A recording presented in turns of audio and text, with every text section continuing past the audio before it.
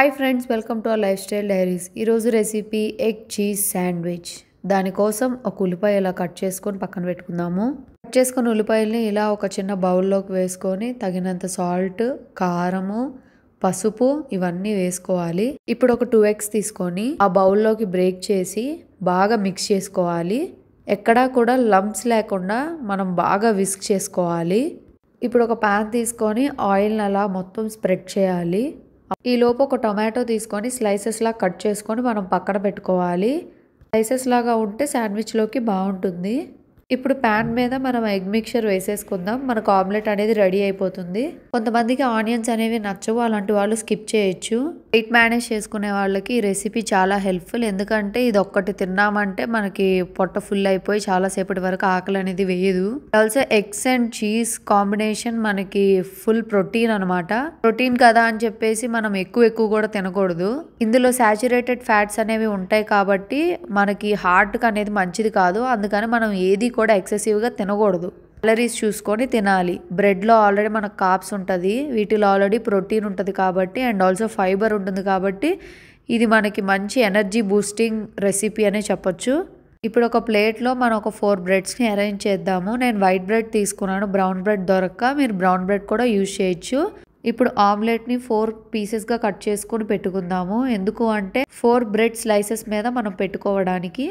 ఇలా 4 ఆమ్లెట్ స్లైసెస్ని ఈ 4 bread slices మీద మనం అరేంజ్ చేసుకుందాము. ఇందులో నేను పెద్దగా వెజ్జీస్ ఏం యాడ్ చేయలేదు. యాడ్ చేసుకోవాలి అనుకునే వాళ్ళు యాడ్ చేసుకోవచ్చు.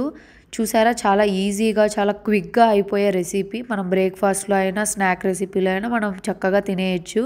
అండ్ ఎగ్స్, చీజ్ నుంచి మనకి ప్రోటీనే కాదు, some amount of vitamin B12, D, choline and also calcium అనేది మనకు వస్తుంది. ఇప్పుడు కట్ చేసుకున్న టొమాటోస్ని కూడా ఇలా అరేంజ్ చేసుకుందాము.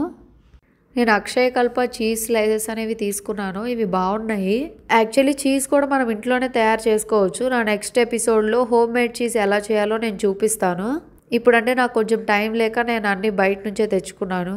ఓవెన్ ఉన్న వాళ్ళు చక్కగా బ్రెడ్ కూడా ఇంట్లోనే చేసుకోవచ్చు అండి. ఇప్పుడు ఒక బ్రెడ్ స్లైస్ని ఒక దాని మీద ఇంకో దాన్ని పెట్టి సింగిల్ బ్రెడ్ స్లైస్గా మనము పెట్టుకోవాలి. ఇప్పుడు దీన్ని మనం హీట్ చేసుకోవాలి. దానికోసం నేను ఒక శాండ్విచ్ మేకర్లో చేసుకుంటున్నాను. మనం నార్మల్ ప్యాన్లో కూడా చేసుకోవచ్చు, బట్ ఇదైతే టైం సేవింగ్ ఆప్షన్, త్వరగా అయిపోతుంది కాబట్టి నేను దీనిలో చేసుకున్నాను. ఇప్పుడు మనం గీ కానీ ఆయిల్ కానీ ఇలా పైన కింద సర్ఫేసెస్లో అప్లై చేసుకోవాలి. నేను కూడా ఇది ఫస్ట్ టైమే యూజ్ చేస్తున్నానండి, బట్ సాటిస్ఫాక్టరీగానే అనిపించింది. ఇలా అప్లై చేసుకున్న తర్వాత మనం కాసేపు ప్రీ హీట్ చేసుకోవాలి. స్విచ్ ఆన్ చేసుకున్న తర్వాత మనకు అక్కడ రెడ్ లైట్ అనేది వెలిగింది కదండి. కొంచెం ఒక 2 to 3 minutes తర్వాత మనకి అక్కడ గ్రీన్ లైట్ దగ్గర కూడా లైట్ అనేది వెలుగుతుంది. చూసారా, ఇలా వెలిగింది అంటే ప్రీ హీటింగ్ అనేది అయిపోయింది. ఇప్పుడు మనం శాండ్విచెస్ అనేవి అందులో వేసుకోవడానికి రెడీగా ఉంది మిషన్ అని అర్థం. మనం రెడీగా పెట్టుకున్న బ్రెడ్ స్లైసెస్ని ఇలా ఒకదాని పక్కన ఒకటి పెట్టేసుకొని క్లోజ్ చేసేయాలి. బ్రెడ్ అటు ఇటుగా బయటికి రాకుండా మనం నీట్గా సెట్ చేసుకొని క్లోజ్ చేసేసుకొని ఇంకా మనం ఆన్ చేసేసుకోవడమే. చూసారా, మనం క్లోజ్ చేసేసి ఆన్ చేసుకోగానే మనకి రెడ్ లైట్ అనేది వెలుగుతుంది. అంటే అది ఇంకా కుకింగ్ ప్రాసెస్లోనే ఉందని అర్థం.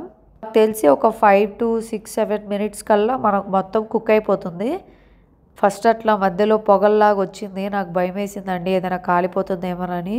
మనం చీజ్ అనేది వేసాం కదా, అది కాలుతుంది, అందుకే అలా పొగల్లాగా వస్తుందంట.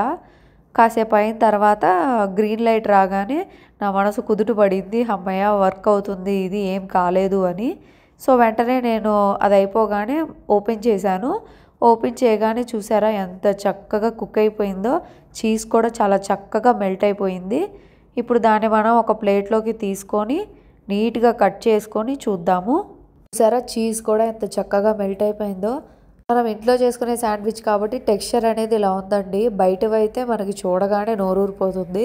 మనకి కూడా క్రేవింగ్స్ వస్తాయి కదండి, అలా అని చెప్పి ప్రతిరోజు బయట తినలేం కదా. సో హెల్తీగా మనం ఇలా ఇంట్లోనే చేసుకోవచ్చు. ఇప్పుడు ఎగ్ చీజ్ శాండ్విచ్ అనేది రెడీ అయిపోయిందండి.